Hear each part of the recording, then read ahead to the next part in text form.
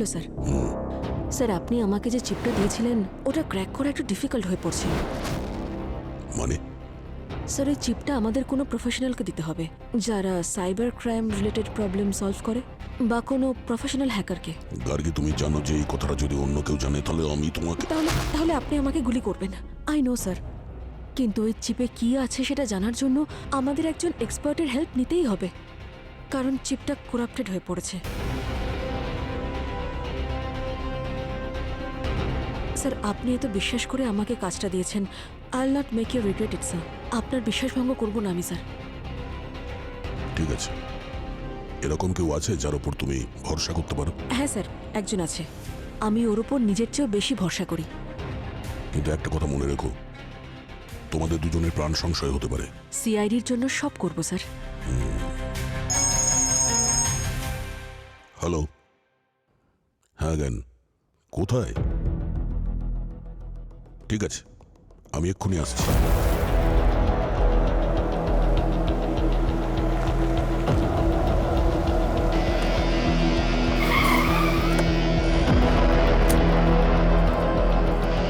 Sir, mining এর কাজ করবার সময় ডাইভার্সরা একটা কঙ্কাল পেয়েছে।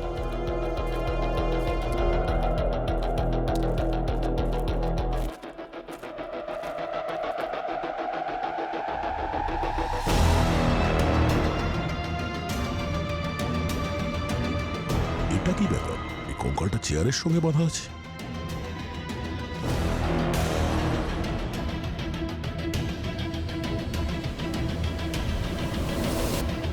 ক্যাপ্টেন যুবরাজ এ কি পাইলট ছিল নাকি? স্যার, এই কঙ্কাল ডাইভার্সরা ঝিল থেকেই পেয়েছে। এটা কোথায় পেয়েছো? স্যার, এখানে আমরা একটা প্রজেক্ট নিয়ে কাজ করছিলাম, হ্যাঁ। তারপর হঠাৎ আমরা এই কঙ্কালটা খুঁজে পেলাম। আমাদের টিম নিচে চেক করছে, দেখা যাক আর কিছু পাওয়া যায় কিনা। ওকে।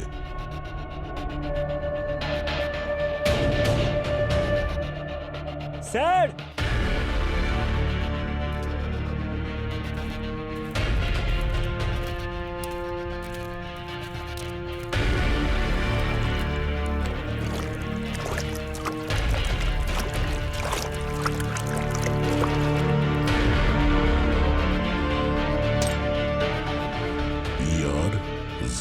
PR0403, এটা তো সেই ফ্লাইট যেটা কয়েক বছর আগে হারিয়ে গিয়েছিল, প্রায় 8 বছর আগে। হ্যাঁ স্যার, ফ্লাইট নাম্বার তো মিলছে, কিন্তু রিপোর্ট অনুযায়ী এটা তো পাহাড়ে হারিয়ে গিয়েছিল। কিছু ঠিক নেই, ঝিলটাকে খুব ভালো করে খুঁজতে হবে। ঝিলের ভেতরটা ভালো করে খোঁজো, দেখো কিছু পাও কিনা, তাড়াতাড়ি। হ্যাঁ।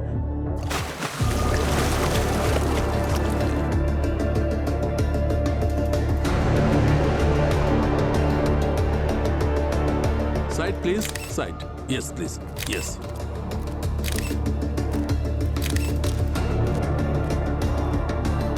কেউ ভাবতেও পারবে না স্যার, শহরের মাঝে এই ঝিলের মধ্যে একটা প্লেন মিসিং হয়ে গেল। একটা চার্টার্ড ফ্লাইট, শুধু পাইলট, নো প্যাসেঞ্জার্স। স্যার, গত 8 বছর ধরে এইসব জলের মধ্যে ছিল। সমস্ত প্রমাণ হয়তো মুছে গেছে। এখন কঙ্কাল আর হাড়গুলো আমাদের কি বা বলবে? বলবে এই কঙ্কালই বলবে। এ শুধু কঙ্কাল নয়, এ ঘটনার পুরো ঠিকুজি কুষ্টি। প্লেনের সমস্ত পার্টসগুলো জমা করো, প্রত্যেকটা জিনিস রেকর্ড করো, তাতে একটা ছোট স্ক্রু হলেও করো।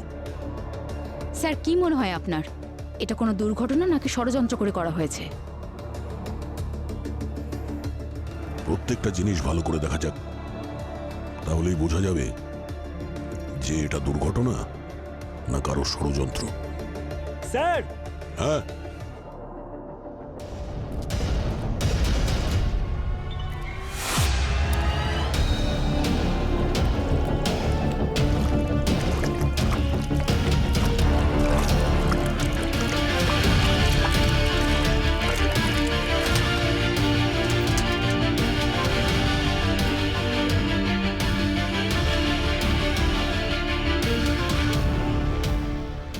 8 বছর আগের হারিয়ে যাওয়া ফ্লাইট PR0403 আজ সিআইডি খুঁজে পেয়েছে।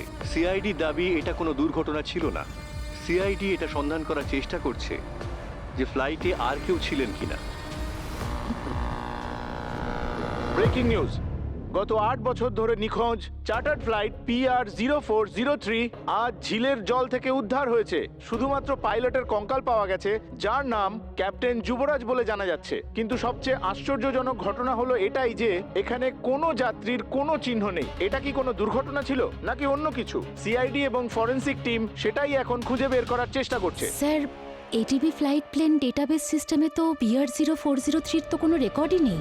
না কোনো ফ্লাইট প্ল্যান, না ডিপারচার, না অ্যারাইভাল, কোনো কিছুই নেই। যেন এই ফ্লাইটটা ওড়েই নি কখনো। কিন্তু আর্টিকেল অনুযায়ী তো ফ্লাইট টেক অফ করেছিল 8 বছর আগে, আর হারিয়েও গিয়েছিল। যখন কেউ কোনো প্রমাণ লুকোয়, তার পেছনে কোনো না কোনো বড় রহস্য নিশ্চয়ই লুকিয়ে থাকে। একটু আর্টিকেলটা ভালো করে দেখো যে এই ফ্লাইটটা কোন কোম্পানির নামে রেজিস্টার করা আছে। হ্যাঁ স্যার। স্যার, বিশ্ব এয়ারলাইন্স। তাহলে গিয়ে এই এয়ারলাইন্স মালিকের সঙ্গে দেখা করো আর জানার চেষ্টা করো যে কি গল্প রয়েছে যেটা এই আর্টিকেলে পাবলিশ করা হয়নি। রাজেশ চেকদেমল। আপনারা কি চাই? আপনাদের এখানে আসার পারমিশন কে দিল? আমরা সিআইডি থেকে এসেছি। ফ্লাইট নাম্বার 0403 যেটা 2017 সালে হারিয়ে গিয়েছিল সেই ব্যাপারে খোঁজ করতে এসেছি। রাজেশ, ইউ ক্যারি অন, পরে দেখা হচ্ছে। হ্যালো, অজিত, ওনার অফ বিশ্ব এয়ারলাইন্স। হ্যাঁ, আমি নিউজে এটা দেখেছি, কিন্তু আপনারা এখানে কেন? মিস্টার অজিত, ওই ফ্লাইটটা বিশ্ব এয়ারলাইন্সের নামে রেজিস্টার করা ছিল। Let me explain sir, you right. আসলে এই ফ্লাইট আমাদের কাছেই রেজিস্টার্ড ছিল, কিন্তু ওই দিন জানি না কেন there was no flight logs, কোনো কিছু ফেল ছিল না। It just disappeared from the radar. আর এটা আমাদের জন্য it can spoil our reputation, you know. আর সেই জন্যই ওই ঘটনাকে আমি ওখানেই ধামাচাপা দিয়ে দিই। তারপরে কি হয়েছিল? স্যার, যা কিছু ছিল আমি সব কিছুই পুলিশ স্টেশনে বলে দিয়েছিলাম, কিন্তু আই থিঙ্ক ওই পাইলটের মেয়ে ওখানে বিশাল ঝামেলা শুরু করেছিল, তাই তো সব কিছু নিউজে চলে এসেছিল। ঝামেলা করেছিল? মেয়েটার বাবা ফ্লাইট থেকে হারিয়ে গেছে। ট্রাস্ট মি স্যার, যখন যুবরাজের মেয়ে কেস ফাইল করেছিল, we try to have a proper search, কিন্তু আমরা কিচ্ছু পাইনি। It was almost like the flight never existed. Really? আর ওই সেম প্লেন আজকে আমরা ঝিল থেকে পেয়েছি, আর পেয়েছি যুবরাজের লাশ। আচ্ছা, কোনো ফ্লাইট প্ল্যান ছাড়া একজন পাইলট এই প্লেন কি করে টেক অফ করে? স্যার, অ্যাকচুয়ালি এটা পসিবল যদি ওয়েদার কন্ডিশন ক্লিয়ার থাকে আর পাইলট এক্সপিরিয়েন্সড হয়, তাহলে শর্ট ডিস্টেন্সে ফ্লাইট টেক অফ করতেই পারে, at lower altitudes of course. But I really don't know এবার যুবরাজের ইন্টেনশনস কি ছিল। কি লুকোছিল এই যুবরাজ? আর এই ফ্লাইটটা নিয়ে গেছিল কোথায়? স্যার, ট্রাস্ট মি, আমিও সেটাই জানার চেষ্টা করছি স্যার। আমরা we had a proper extensive search, কিন্তু আমরা ট্রেস করতে পারছিলাম না, না কোনো SOS কল ছিল। কিছুক্ষণের জন্য ফ্লাইট রেডারে ছিল, পরে একদম ভ্যানিশ হয়ে গেল, as if it never existed.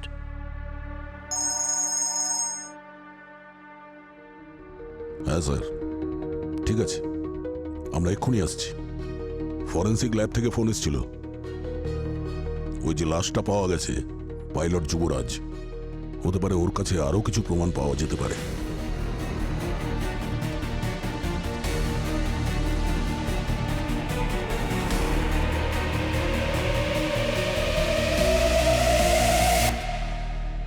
আসলে এই কঙ্কালটায় কোনো ধরনের আঘাতের চিহ্ন নেই। কিন্তু সালুকে স্যার, তাহলে ওর মৃত্যু হয়েছে কিভাবে?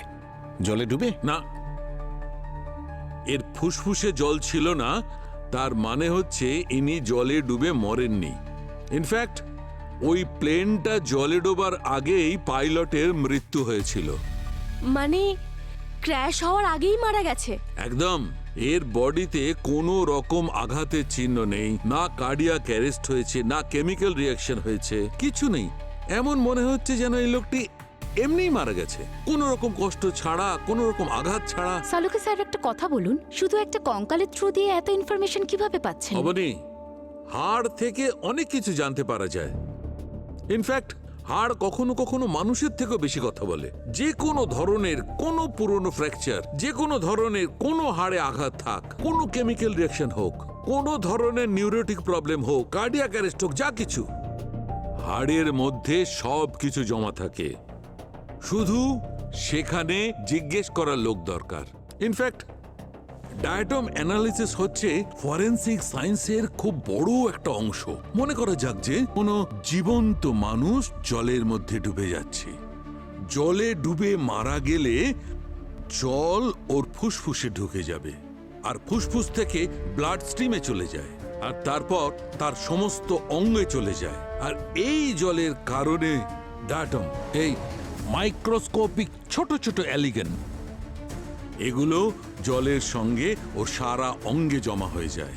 শুধুমাত্র লাংসে নয়, বাকি অন্য জায়গায়, বরং বোন ম্যারোতেও। যখন আমি ওর বোন ম্যারো টেস্ট করি তখন সেখানে এরকম কিচ্ছু ছিল না, ওই ডায়াটাম ছিল না। তার মানে এটা পরিষ্কার যে এই লোকটির মৃত্যু জলে ডুবে হয়নি, বরং জলে ডোবার আগেই মারা গেছেন। আর ওই ব্ল্যাক বক্স, তার কি হলো? ওই ব্ল্যাক বক্সটায় আমরা চেষ্টা করছি ব্ল্যাক বক্স থেকে কিছু সত্যি কথা বলানোর জন্য। গ্রেট মেশিন হতে পারে, ও সত্যি কথা বলতে পারে যেটা মানুষ লুকিয়ে গেছে। একজন মানুষ 8 বছর আগে উধাও হয়ে গেল, আর একটা প্লেন 8 বছর আগে কাউকে কিছু না বলে টেক অফ করলো, আর আজ 8 বছর বাদে দুজনেই ফিরে এলো, কিন্তু একজন মৃত আর অন্যটা পোড়া।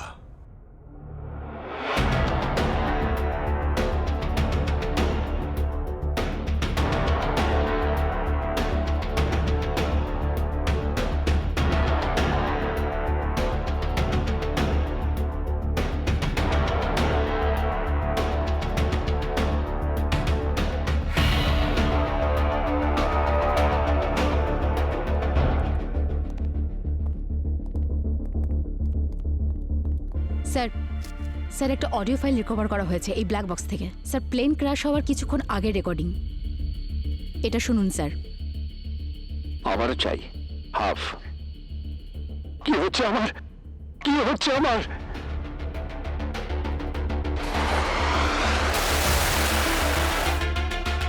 আমারও চাই হাফ। এই যুবরাজ ঠিক কি বলতে চাইছিল? আর তারপরে বলল যে কি হচ্ছে আমার, যেন ওখানে কিছু হয়েছিল, কিছু দেখেছিল বা অনুভব করেছিল।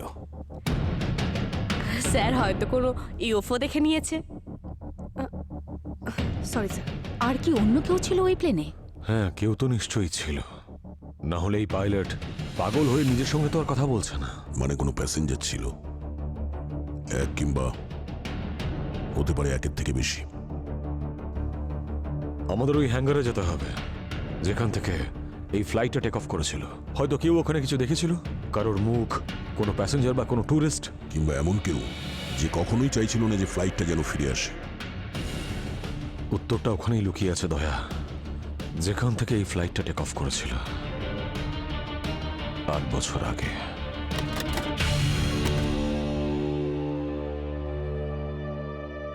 তুই বলেছিলি ওই ফ্লাইটটা কোনোদিনও খুঁজে পাওয়া যাবে না। এখন সিআইডি আমার কাছে চলে আসবে। ওরা যদি আমাকে খুঁজে নেয় তাহলে তোকেও খুঁজে বার করবে। তোর পাপের মূল্য তোকেই চোকাতে হবে। ফ্লাইট PR0403 সব পার্টস ওরা খুঁজে পেয়ে গেছে। নমস্কার। Yes sir. আমরা PR0403 এই চার্টার্ড ফ্লাইটের তদন্ত করছি, যেটা 2017-এ এখান থেকে উড়েছিল। 2017? কিন্তু স্যার এটা তো অনেক বছর আগের কথা। তারপর তো স্যার লোকজনও চেঞ্জ হয়ে গেছে, আর আমরা তো স্যার নতুন জয়েন করেছি। আমি ওই ফ্লাইটের ব্যাপারে কিচ্ছু জানি না। স্যার 2017-এর কোনো প্লেনের ব্যাপারে জানতে চাইলে আপনি রমেশের সাথে দেখা করুন। রমেশ? হ্যাঁ স্যার, ওই সময়কার সমস্ত প্লেনে ওই তেল ভরতো, আর সমস্ত প্লেনের ব্যাপারে ওই সব জানতো। ওই আপনাকে সবকিছু বলতে পারবে স্যার। কোথায় পাবো এই রমেশকে?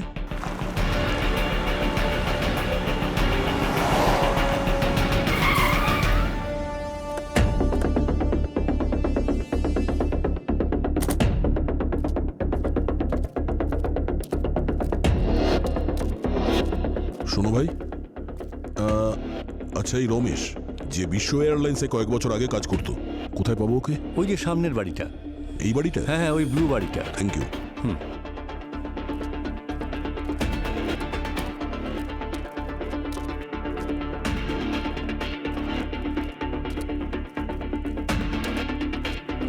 কীর্তিকা, একটু জিজ্ঞাসা করো। হ্যাঁ স্যার।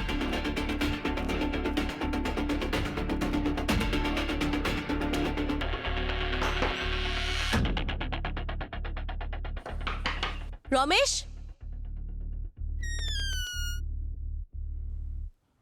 হ্যাঁ ম্যাডাম, আমি তো রমেশ। রমেশবাবু, আমরা সিআইডি থেকে এসেছি। ফ্লাইট PR0403-র ব্যাপারে জানেন আপনি? হ্যাঁ স্যার, নিউজে দেখেছিলাম। এটা তো সেই ফ্লাইটটা না যেটা জলে ডুবে গিয়েছিল?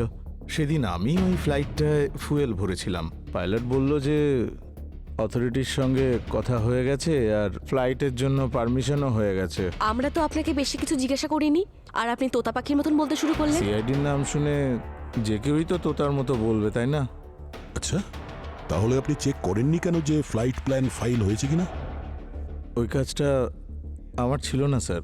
পাইলট বলেছিল সব ক্লিয়ার আছে, আমার জন্য ওইটুকুই যথেষ্ট ছিল। কোনো প্যাসেঞ্জারকে দেখেছিলেন আপনি? মানে ওই সময় ফ্লাইটে অন্য কেউ ছিল? না, ওই সময় ফুয়েল ভরে আমি সোজা ভেতরে চলে গিয়েছিলাম। আমি ওখানে তো কাউকে আসতে দেখিনি। মনে করার চেষ্টা করুন, কোনো শব্দ, কোনো মুখ কিছু মনে পড়ে কিনা। স্যার, অতটা তো মনে নেই। আর তাছাড়া আমার স্মৃতিশক্তি অনেক দুর্বল হয়ে গেছে। এত পুরনো ঘটনা খুব একটা কিছু মনে নেই। আর 8 বছর হয়ে গেছে স্যার। ঠিক আছে, কিছু মনে পড়লে ফোন করে দেবেন আমাদের। আচ্ছা, এখানে আপনার সাথে বাড়িতে আর কে কে থাকেন? এখানে আমি একাই থাকি স্যার। 2 বছর হয়ে গেছে আমার স্ত্রী মারা গেছেন, সেই থেকে একাই আছি। ঠিক আছে, চলো।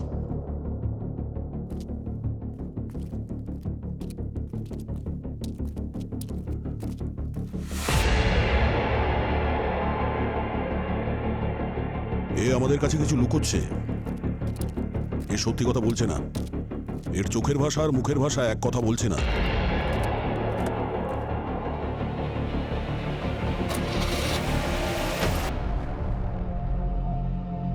এত আর্জেন্টলি ডাকলে? কিছু পেলে ওই চিপ থেকে? অফকোর্স দিদি, না হলে কেন ডাকতাম? আচ্ছা, আমার কফি কোথায়? আগে কাজ, তারপর বাকি সব। কিপটে। কাউকে কিছু বলনি তো? আরে সরি।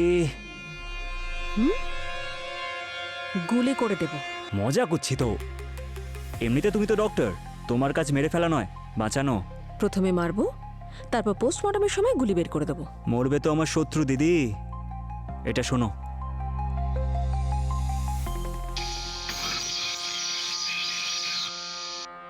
এটা তো ভীষণ ডিস্টর্টেড, কিছুই পরিষ্কার শুনতে পাচ্ছি না। Wait wait wait.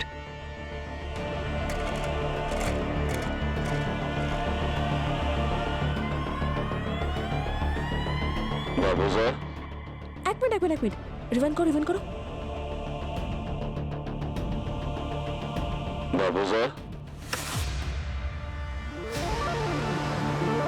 এসিপি স্যারের গলা।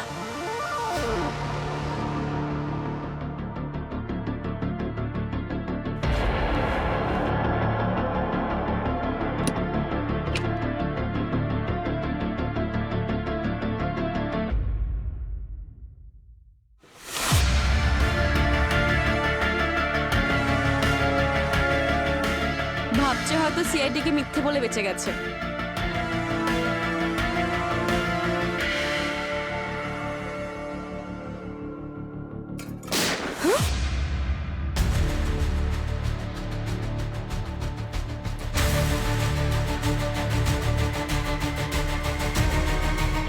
Ramesh,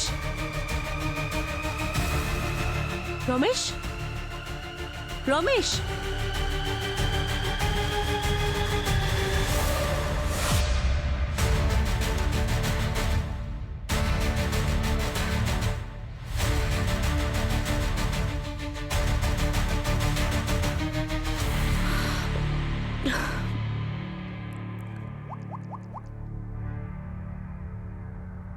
hello hello sir, sir রমেশকে কেউ শুট করেছে। কি? তুমি ওখানেই থাকো, আমি এক্ষুনি আসছি। হ্যাঁ স্যার। স্যার, একজন সাধারণ মেকানিককে কেউ গুলি কেন করবে? মনে হয় ও অনেক কিছু জানতো, কেউ ওকে বলতে দেয়নি। তার মানে আমরা ঠিক রাস্তাতেই আছি। বাড়িটা ভালো করে সার্চ করো।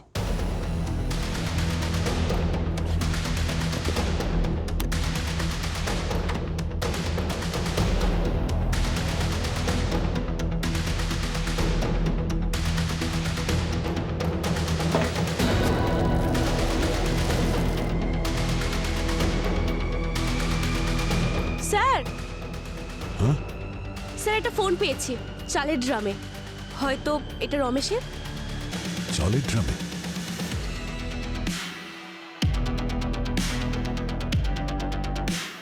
ফোনের কল লিস্টে তো সব একই নাম্বার, সেটা আজকেই ডায়াল করা হয়েছে।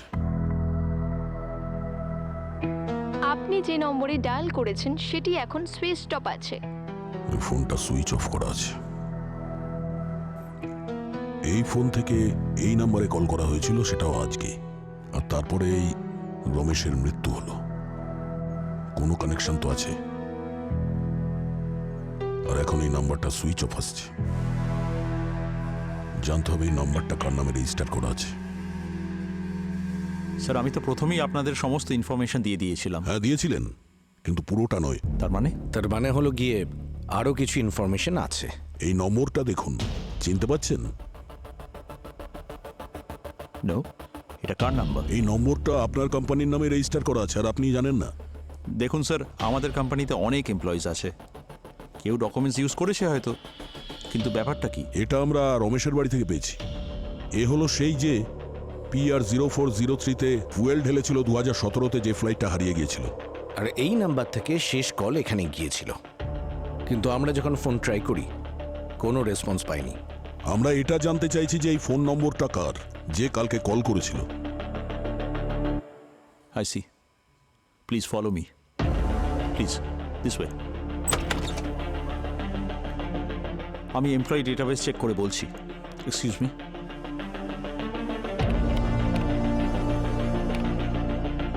এটা তো কোনো রাজেনের নামে রেজিস্টার্ড। এই রাজেনকে ডাকুন ওকে। এক্সকিউজ মি স্যার, আপনার সঙ্গে দেখা করতে মিস্টার রাজেন্দ্র এসেছেন। এই হলো রাজেন।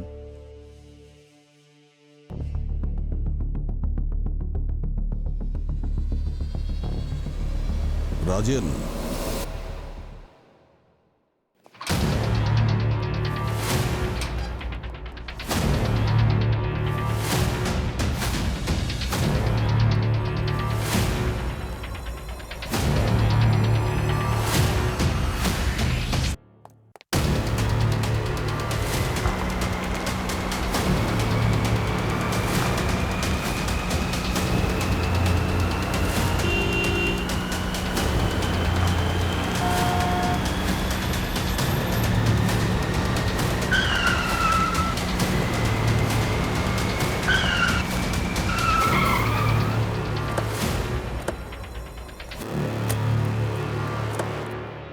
আয় বাইরে আয়, বেরো।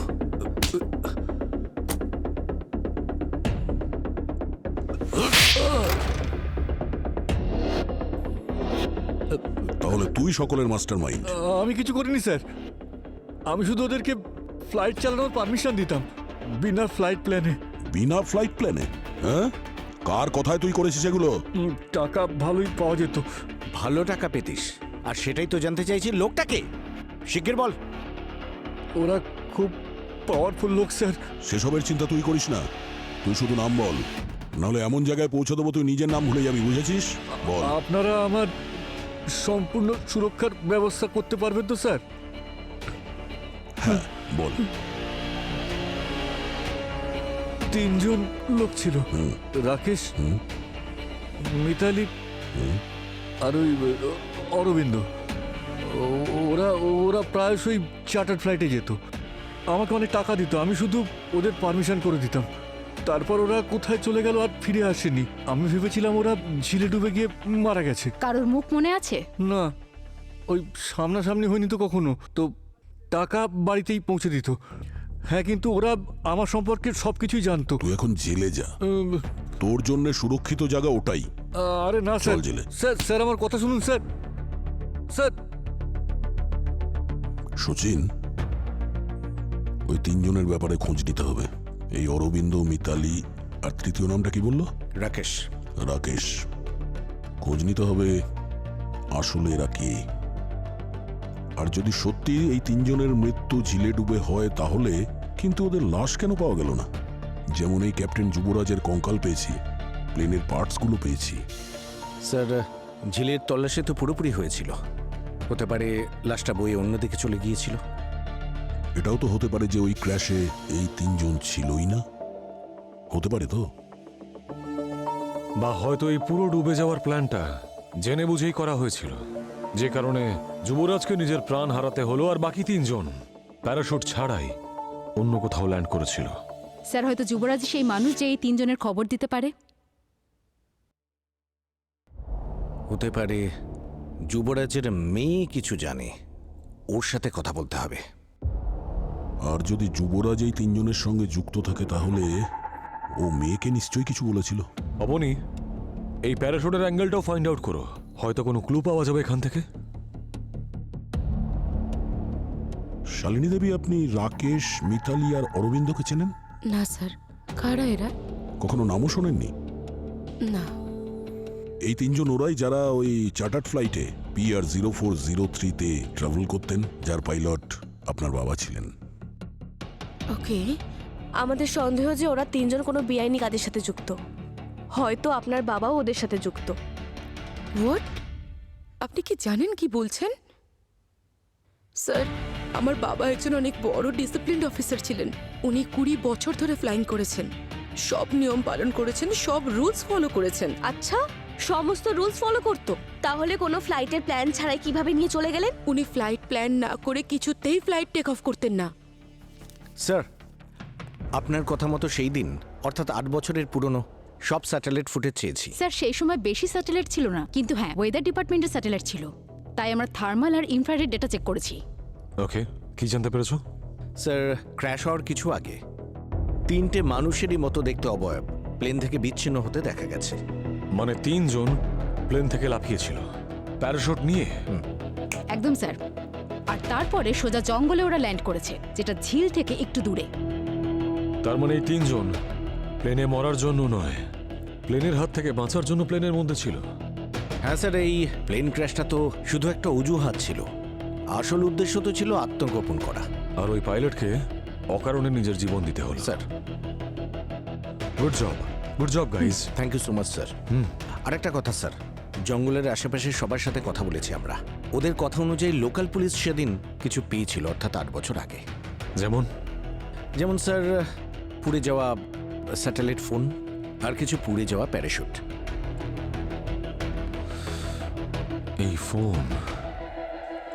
এই ফোনটা ওদের সেই সময় হয়তো অতটা সাহায্য করতে পারেনি, কারণ টেকনোলজি এতটা অ্যাডভান্সড ছিল না। বাট হ্যাঁ স্যার, কিন্তু ওরা প্রমাণগুলো যত্ন করে রেখেছিল। That is good for us. Yes. হ্যাঁ, অবনি, ফিগার আউট করো, এর থেকে হয়তো কোনো ক্লু পাওয়া যেতে পারে। Yes, come on, sir. Fast. Sir, আমার বাবা কখনো কোনো ক্রিমিনালের সাথে যুক্ত থাকতেই পারেন না।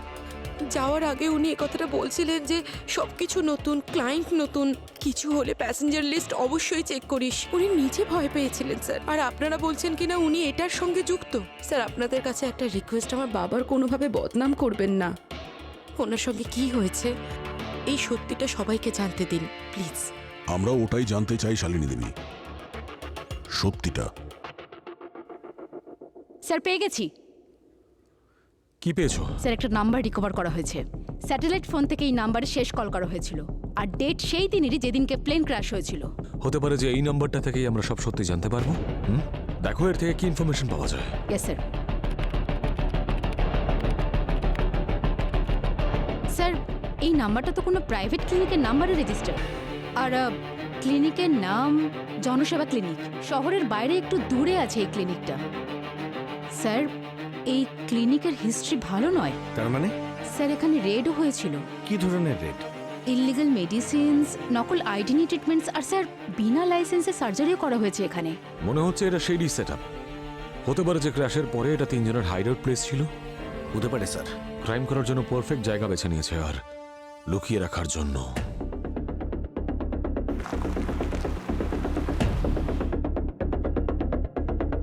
আরে শোনো, এই যে হ্যাঁ এখানে একটা ক্লিনিক ছিল, কোথায় গেল? স্যার, এখানে কিছু বছর আগে আগুন লেগে গেছিল, তাই সব পুড়ে গিয়েছিল এখানে। তার মধ্যে ডাক্তার তো বেঁচে গিয়েছিল, কিন্তু তার কম্পাউন্ডার মরে গেছে। আর এখানকার ডক্টরকে কোথায় পাওয়া যাবে? যে কাউকে জিজ্ঞেস করে নিন, ঠিক বলে দেবে আপনাদের। আপনি ডক্টর জয়েশ? হ্যাঁ।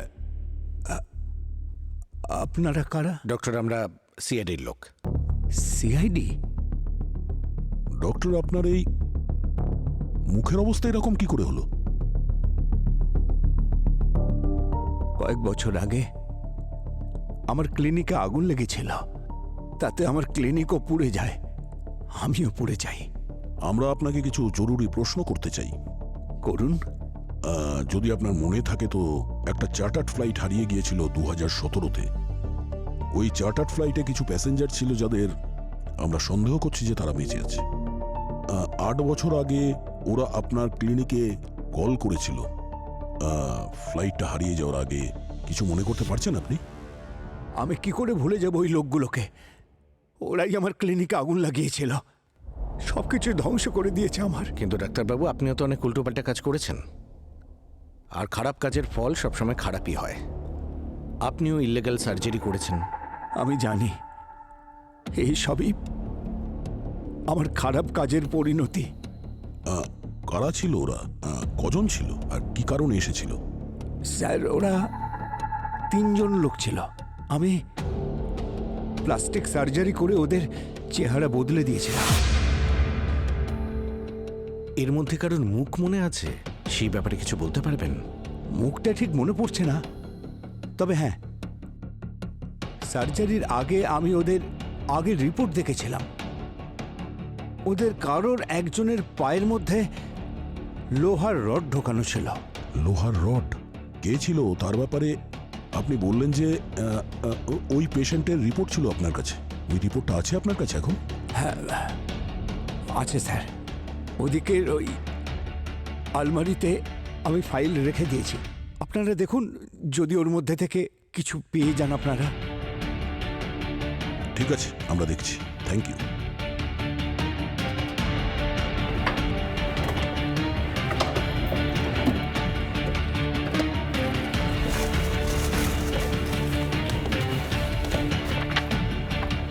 স্যার, এই দেখুন স্যার, এই এক্সট্রাতে মেটাল রড দেখা যাচ্ছে, আর সিরিয়াল নাম্বারও আছে। Very good. এই সিরিয়াল নাম্বার থেকে খোঁজ করি যে এই রড কার পায়ে লাগানো আছে। অরবিন্দ আছে? আসলে 8 বছর আগে একটা প্লেন ক্র্যাশে উনি মারা গেছেন। তারপর থেকেই আমি একাই থাকি আমার ছেলের সঙ্গে। বাড়ির বাইরে কোনো পুরুষ মানুষের প্যান্ট, শার্ট আর জুতো রাখা আছে। ওই বাচ্চাটার গলায় সোনার চেইন আর হাতে ব্রেসলেট। কেউ তো আছে যে এই মহিলাকে ফাইন্যান্সিয়ালি সাপোর্ট করছে।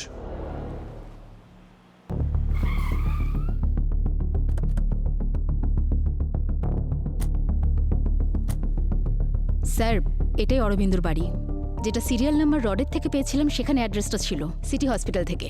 আর স্যার, হসপিটালের রেকর্ডে যে মোবাইল নাম্বার পেয়েছিলাম সেটা তো 8 বছর ধরে বন্ধ। চলো গিয়ে জিজ্ঞাসা করা যাক, দেখি অরবিন্দ আছে কিনা। আরে আরে আরে আপনারা? মিসেস অরবিন্দ, হ্যাঁ, আমরা সিআইডি থেকে এসেছি।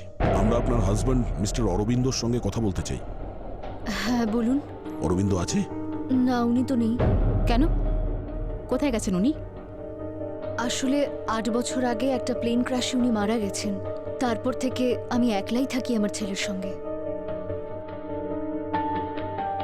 একলা থেকে সংসার সামলানো খুব প্রবলেম, তাই না?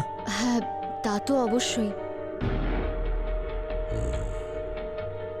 কিন্তু যেভাবেই হোক সংসার চালিয়ে নি। ঠিক আছে, আমরা এখন আসছি। কোনো কিছু খোঁজ নেওয়ার হলে আমরা আবার কন্ট্যাক্ট করব, ঠিক আছে?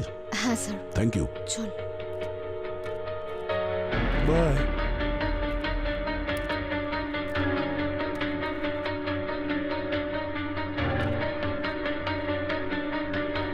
এই মহিলা মিথ্যে কথা বলছে, এর উপরে নজর রাখো।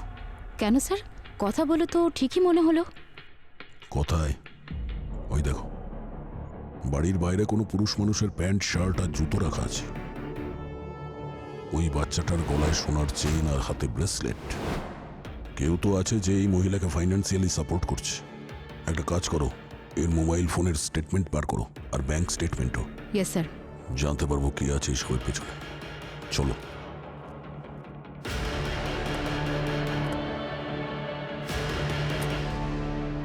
স্যার, স্যার, আমি মিসেস অরবিন্দর ফোন ট্র্যাক করেছিলাম। ওনার ফোন নির্দিষ্ট একটি ডেটে কোনো না কোনো পোস্ট অফিসের পাশে ট্র্যাক হচ্ছে। পোস্ট অফিসের পাশে? আজকাল সবকিছু তো ডিজিটাল, ও পোস্ট অফিসে কি করতে যাবে? এটা নর্মাল মনে হচ্ছে না। স্যার হয়তো পোস্ট অফিসে কোনো মানি অর্ডার নিতে যান, হয়তো প্রত্যেক মাসে ওনাকে কেউ টাকা পাঠাতো, আর সেটাও আলাদা আলাদা পোস্ট অফিসে। কীর্তিকা, খুব তাড়াতাড়ি জানার চেষ্টা করো যে মিসেস অরবিন্দ পোস্ট অফিসে কেন যায়, আর পুরো হিস্ট্রি বার করো। জানতে তো পারি যে পোস্ট অফিসে কেউ ওনাকে টাকা পাঠায়। Yes sir. Sir, post office থেকে জানতে পারলাম যে মিস্টার অরবিন্দের ওয়াইফ ফিক্স অ্যামাউন্টের একটা মানি অর্ডার নিত প্রত্যেক মাসে আরমান এক্সপোর্টের নামে। Arman exports, Arman exports. এই কোম্পানির হিস্ট্রি বার করছি স্যার। Abani, yes sir.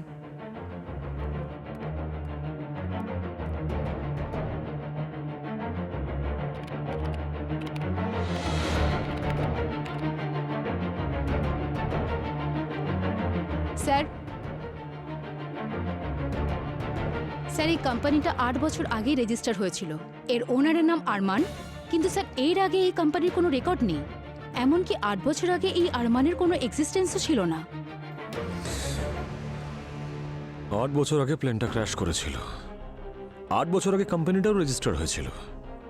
8 বছর আগে এই মিসেস অরবিন্দর স্বামী উধাও হয়ে গেলেন, আর 8 বছর ধরে মিসেস অরবিন্দ মানি অর্ডারের মাধ্যমে টাকা পাচ্ছেন।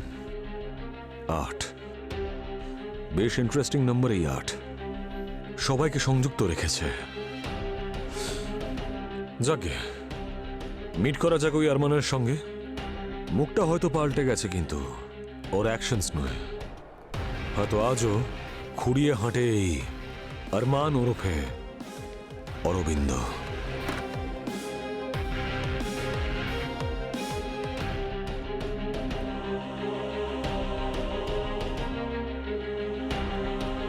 আপনারা কারা?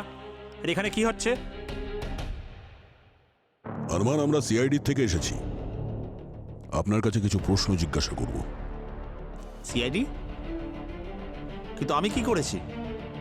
2017 একটা চার্টার্ড ফ্লাইট হারিয়ে গিয়েছিল, মনে আছে আরমান? তাতে আপনি প্যাসেঞ্জার ছিলেন, তাই তো? কি বাজে কথা বলছেন? আমি কোনোদিন কোনো চার্টার ফ্লাইটে ট্রাভেল করিনি। মিথ্যে বলে কোনো লাভ নেই, সব প্রমাণ আমাদের কাছে আছে।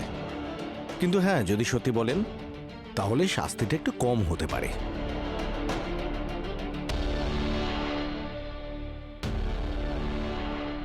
আর তাছাড়া কি প্রুফ আছে আপনাদের কাছে?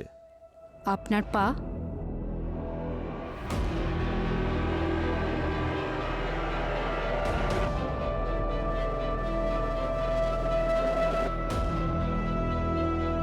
আপনার পায়ের এই লোহার রডটাই তার প্রমাণ। এটাই আপনার পরিচয় হয়ে গেছে। মুখ আর নাম চেঞ্জ করলে কিছুই হয় না। আরমান ওরফে অরবিন্দ।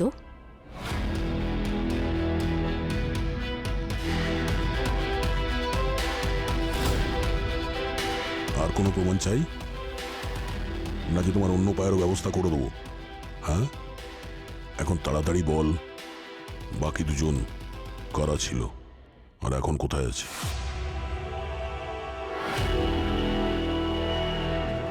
বারবোজা, আয়ুষ্মান ঠিকই বলেছিল, আমাদের মধ্যে বিশ্বাসঘাতক আছে। বারবোজা, তুমি জিতে গেছো। এসিপি স্যার, না!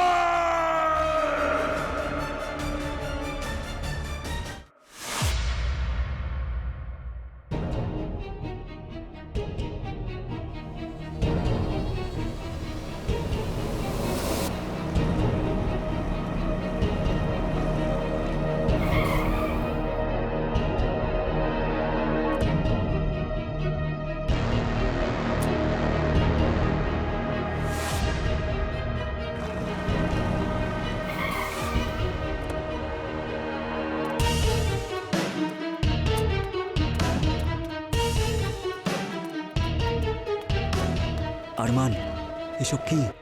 এভাবে হঠাৎ ডাকার মানেটা কি? এখানে টাকার কি দরকার ছিল? ফোনেই তো সব কথা বলতে পারতাম। কিন্তু আমরা তো ডিসাইড করেছিলাম যে দেখা করব না। ব্যাপারটাই এমন যে ডাকতে বাধ্য হলাম। তাড়াতাড়ি বলো, কি বলতে চাইছো? কথা এটাই যে তোমাদের এই ইঁদুর বেড়ালের খেলাটা শেষ হয়ে গেল।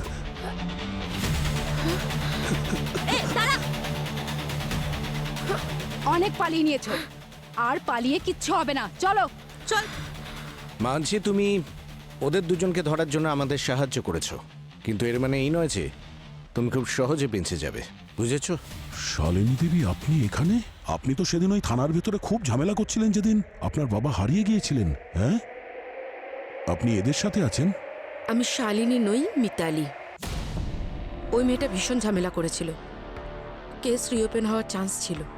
আমরা ওকে অনেক বোঝানোর চেষ্টা করেছিলাম, কিন্তু আসলে তো ও ওনারই মেয়ে, তাই না? সৎ। কে আপনি? কে আপনারা? কি করছেন এখানে?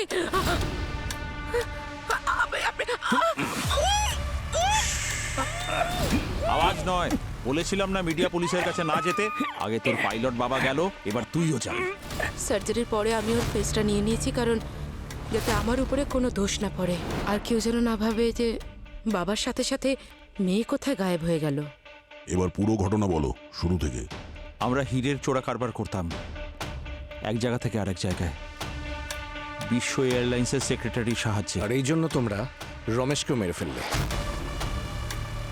যাতে করে তোমাদের চুরির ব্যাপারে ও মুখ না খোলে। আমরা ফ্লাইটের সিস্টেম প্ল্যানের ঊর্ধ্বে গিয়ে যাতায়াত করতাম, যাতে কোনো রকম রেকর্ড না থাকে, আর যদি কেউ সন্দেহও করে ধরা না পড়ি। একদিন পাইলট যুবরাজ আমাদের স্মাগলিংয়ের ব্যাপারে জানতে পারলেন। ফ্লাইট চলাকালীন উনি হিরে দেখে ফেলেছিলেন। ল্যান্ড করার পরে ও সব কিছু এক্সপোজ করে দিত। আমরা ওকে ঘুষ দেওয়ার চেষ্টাও করেছিলাম, বলেছিলাম তোকে টাকা দিচ্ছি, তুই আর তোর মেয়ে অন্য কোনো দেশে গিয়ে সেটেল কর, অথবা আমাদের টিমের একজন হয়ে যা, অনেক টাকা রোজগার করবি। এমনকি এটাও বলেছিলাম যে প্লেন ক্র্যাশের বাহানা দিয়ে তুই নিজে লুকিয়ে পড়, যেরকম আমরা করি প্রতিবারের মতো। কিন্তু উনি মানতে চাইলেন না। উনি খুব সৎ ছিলেন। উনি বারবার বললেন যে নিয়ম থেকে সরবেন না।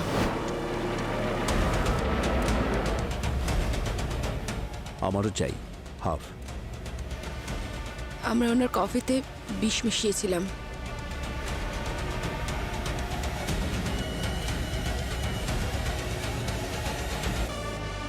কফি খাওয়ার সাথে সাথে তার এফেক্ট হতে শুরু করলো।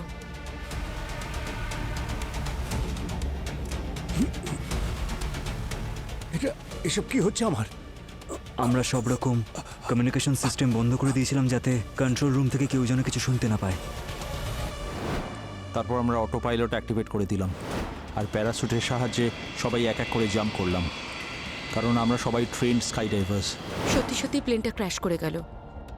সব কিছুটা আমাদের হিসেব মতো চলছিল, কিন্তু শেষ পর্যন্ত আপনারা আমাদের ধরেই ফেললেন। তোমরা তিনজনে নিজেদের মুখ বদলে ক্রাইমকে তো লুকিয়ে ফেলেছ, কিন্তু ক্রাইমকে যতই লুকানোর চেষ্টা করো, ক্রাইম কখনো লুকোয় না, সত্যি সামনে চলেই আসে। কি শালিনী দেবী, সত্যি তো?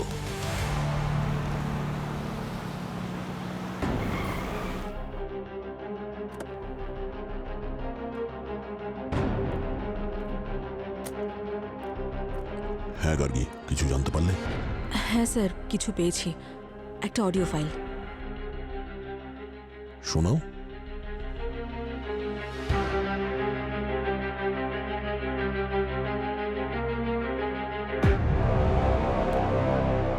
বারবোজা, আয়ুষ্মান ঠিকই বলেছিল, আমাদের মধ্যে বিশ্বাসঘাতক আছে। বারবোজা, তুমি জিতে গেছো, তুমি আমার টিম ফ্যামিলিকে ভেঙে দিয়েছো।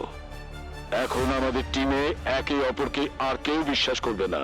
একজন আরেকজনের সঙ্গে লড়াই করবে, হয়তো মারাও যেতে পারে। এসিপি স্যার,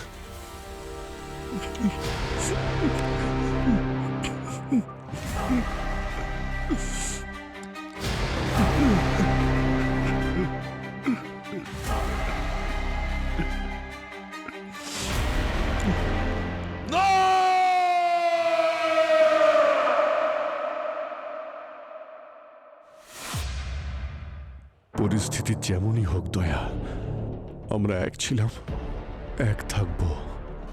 আমাদের মধ্যে কোনোদিনও কিছু গোপন থাকবে না। তুমি শুধুমাত্র আমার কলিগ নয়, তুমি আমার বন্ধু, তুমি আমার ভাই। মধু! তো এখানে আপনার স্বামী পুলে ডুবেছিল। ডুবতে পারেনি না, ওনাকে মার্ডার করা হয়েছে। কোনো লোক মারা গেলে তার পেছনে রিজন থাকে, কিন্তু আমি এখনো জানতে পারিনি কি রিজন। আমি এভিডেন্স তৈরি করবো না। বডিটা ফুলে আছে, পায়েও দেখছি অ্যালার্জি আছে। ওর কি কোনো কিডনির রোগ ছিল? না স্যার। যখন ওই লাস্ট কলটা এলো, কলটা একেবারে অন্যরকম ছিল। ওটা কিন্তু থ্রেট কল ছিল না।